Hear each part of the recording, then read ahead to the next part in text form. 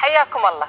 ومن القرار الفردي إلى قرار يبدو أنه غير فردي، يبدو أنه ملف أو عدم السماح بسواقة المرأة للسيارة هو جزء من مجموعة معوقات أو تحديات تواجهها المرأة عندنا، إلا أنه هذا الملف احتل صدر القضايا، صار القضايا. ولو سافر مسؤول سعودي أو مثقف سعودي لكان أول سؤال يوجه له: لماذا لا تسوق المرأة السيارة في السعودية؟ ولو سألت أحد ماذا تعرف عن السعودية؟ قال لك مي هي البلد الوحيد في العالم اللي ما تسوق فيه المرأة سيارة؟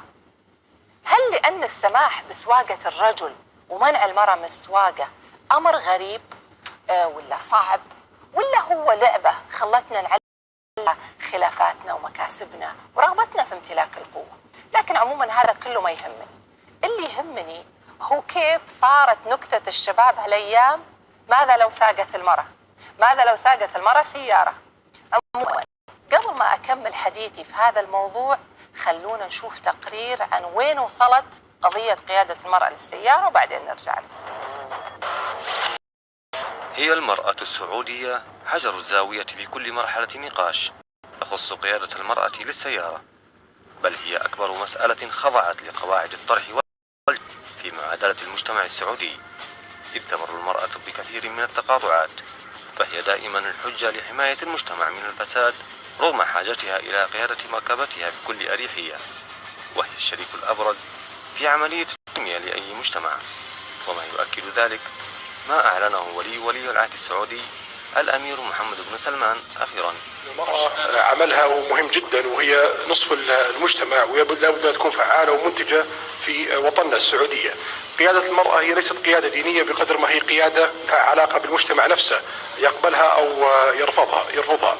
إلى اليوم المجتمع غير مقتنع بقيادة المرأة، ويعتقد أنه لها تبعات سلبية جدا إذا سمح بقيادة لكن أؤكد أنه هذه مسألة لها علاقة بشكل كامل برغبة المجتمع السعودي.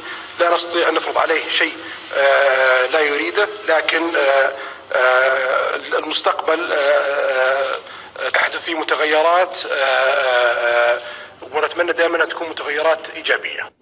إذن فالمسألة برمتها ليست دينية بحتة كما يروج، وإنما هي العصا التي أريد بها إعاقة القرار في كل مرة يتم فيها اللجوء إلى إثارة القضية عبر وسائل وقنوات رسمية أو عبر وسائل التواصل الاجتماعي، وكسب أصوات أعلى ضد الهاشتاجات المطالبة بحقهن في قيادة المركبة. المؤكد أن جميع بلدان العالم تشهد تطورا بشكل أو بآخر، ومن بينها السعودية أطلقت أخيرا رؤيتها للعام 2030، والتي تستلزم مشاركة جميع أطياف وشرائح المجتمع. ومن المؤكد أيضا أنه لا يمكن تصنيف السعودية بأنها البلد التي تتميز بحالة خاصة دون غيرها من بلدان العالم الإسلامي والعربي،